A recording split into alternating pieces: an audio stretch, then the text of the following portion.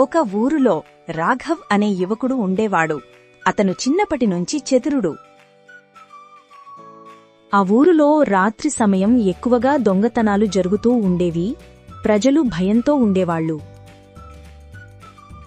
రాఘవ్ ఎలా అయినా ఈ దొంగలను పట్టుకోవాలి అని ఆలోచిస్తూ ఉంటాడు. అలాగే ఒక ఉపాయం ఆలోచిస్తాడు. అతని ఇంట్లో బీరువ ముందు ఒక పెద్ద గుంట తవ్వుతాడు.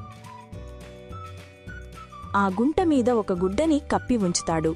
తరువాత తను అనుకున్న విధముగా తలుపు దగ్గరికి వచ్చి ఇలా అరుస్తాడు. మా ఇంట్లో డబ్బు, నగలు ఉన్నాయి. జాగ్రత్తగా దాచుకోవాలి. అసలే దొంగతనాలు ఎక్కువైపోయాయి. అది విన్న దొంగోడు ఈరోజు ఎలా అయినా వీళ్ల ఇంట్లో దొంగతనం చెయ్యాలి అనుకుంటాడు. ఆ రోజు రాత్రి దొంగతనానికి వచ్చి